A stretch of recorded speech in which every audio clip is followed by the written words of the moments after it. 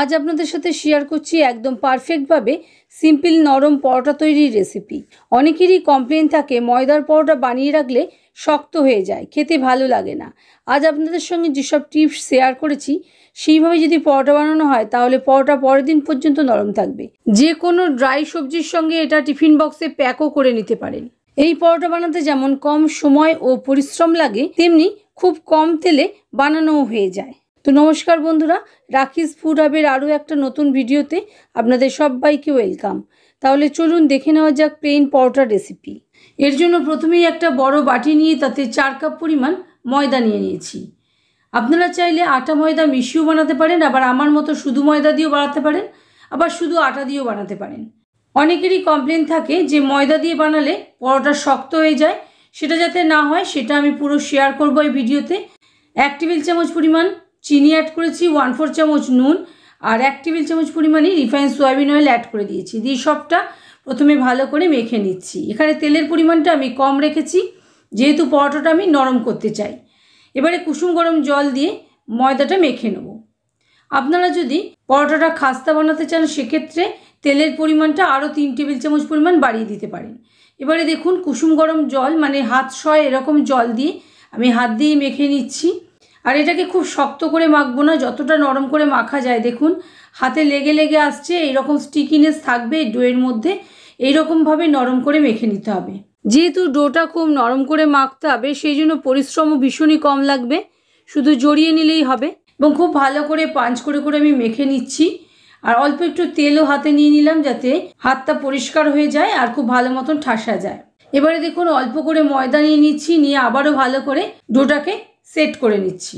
পরোটা বানানোর পর পরোটা শক্ত হয়ে যায় একটাই কারণে, যখন আমরা ময়দাটা মাখি তখন ময়দাটার যতটা পরিমাণ জলের প্রয়োজন আছে ততটা জল পায় না, সেই কারণে ভাজার পর শক্ত হয়ে যায়। দেখুন আমি সেই জন্য খুব নরম করে মেখেছি। আর এরকম মেখে নিয়ে এটাকে তেল হাত বুলিয়ে নিচ্ছি ওপরের সারফেসটায় যাতে ডোটা আমাদের শুকনো না হয়ে যায় ওপর থেকে। এবার এটাকে মিনিট 15 আমি রেস্টে রেখে দিয়েছিলাম। 15 মিনিট পর দেখুন ডোটা আমাদের কতটা নরম হয়ে গেছে দেখেই বুঝতে পারছেন। ভীষণই নরম ডো তৈরি হয়েছে আর একটু আগের থেকে আরও নরম হয়ে গেছে। এই পর্যায়ে হাত দিয়ে একটু পাঞ্চ করে করে মেখে নিচ্ছি।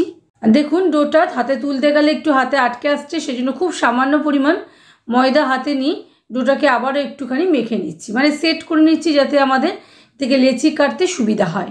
খুব ভালো করে আবারও পাঞ্চ করে নিয়েছি।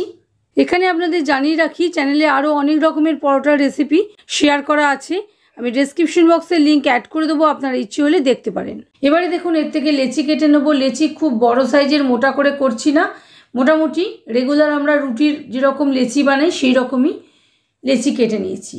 একইভাবে সব ময়দাটা থেকেই আমি লেচি কেটে নিয়েছি। এবারে চাকার উপর ময়দা ডাস্ট করে নিয়েছি, নিয়ে একটা লেচি নিয়ে এরকম হাতে নিয়ে বেলে নিচ্ছি। খুব হালকা হাতেই বেলে নিচ্ছি, কোনো রকম কিছু না, কোনো শেপেও দেব না, পুরো গোল রুটির মতনই বেলে নিচ্ছি। রেগুলার পরোটা আমরা সাধারণত এরকমই বানিয়ে থাকি, যত তাড়াতাড়ি করা যায় আর কি। একদম গোল করে বেলে নিয়েছি। আর এটা খুব মোটা রাখিনি, দেখুন রুটির থেকে সামান্য মোটা রেখেছি এটা। এবার তাওয়া খুব ভালো করে গরম করে নিয়েছি, তাওয়াতে রুটিটা অ্যাড করে দিয়েছি, দিয়ে 2 পিঠ হালকা করে সেঁকে নিচ্ছি, মানে যতক্ষণ না ওপরে হালকা হালকা বাবেল দেখা যাচ্ছে ততক্ষণ আমরা সেঁকে নিচ্ছি। তারপরে অল্প করে আমি তেল অ্যাড করে দিচ্ছি। দেখুন হালকা হালকা ফোলা শুরু হয়ে গেছে, এই পর্যায়ে অল্প করে তেল অ্যাড করে দিলাম, দিয়ে সবটা মাখিয়ে নিচ্ছি, দিয়ে উল্টে নিয়ে অপর পিঠটাও হালকা করে তেল মাখিয়ে নেব। খুব কম তেলে এই পরোটাগুলো বানানো হয়ে যায় আর এই পরোটাগুলো পরের দিন পর্যন্ত নরম থাকে, এতটাই সুন্দর খেতে লাগে। আমি আপনাদের দেখিয়ে দেবো কতটা নরম হয়েছে পরোটাগুলো। এরকম চেপে চেপে মিডিয়াম ফ্লেমে আমি পরোটাগুলো সেঁকে নিয়েছি, খুব বেশি লাল করে সেঁকিনি। তবে আপনারা যদি একটু বেশি লাল খেতে পছন্দ করেন সেক্ষেত্রে আরও কিছুক্ষণ সেঁকে নিলেই হবে। আরও একটা পরোটা ভেজে আমি দেখিয়ে দিচ্ছি। দেখুন 1 পিঠ হালকা করে সেঁকে নিয়ে উল্টে নিচ্ছি, এরকম উল্টে পাল্টে 2 পিঠই সেঁকে নিচ্ছি।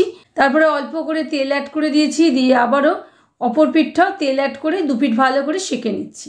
এখানে আপনাদের আবারও বলে রাখি, নরম পরোটা বানানোর জন্য প্রথমত ময়ানে তেল খুব কম দেবেন, চাইলে নাও দিতে পারেন। দ্বিতীয়ত ডোটা খুব নরম করে মাখতে হবে আর মিনিট 15 রেস্টেও রাখতে হবে, তাহলে ময়দাটা সেট হয়ে যায়। তৃতীয়ত খুব মোটা করে পরোটা বানাবেন না, তাতে বেশি সময় ভাজতে হয়, তাহলেও পরোটা অনেক সময় শক্ত হয়ে যায়। এই সমস্ত টিপস মেনে যদি পরোটা বানান তাহলে আপনার পরোটা সঙ্গে সঙ্গে তো বটেই, পরেও ভালো লাগবে খেতে। এরকমভাবে সব পরোটাগুলোই আমি বানিয়ে নিয়েছি। এবারে আমি সার্ভ করে নিচ্ছি। পরোটাগুলো কতটা নরম হয়েছে দেখুন। আশা করি বন্ধুরা আমার আজকের রেসিপি আপনাদের ভালো লেগেছে। যদি ভালো লাগে প্লিজ লাইক শেয়ার কমেন্ট করতে ভুলবেন না, এবং আপনজন ও প্রিয়জনদের সঙ্গে ভিডিওটা প্রচুর শেয়ার করবেন।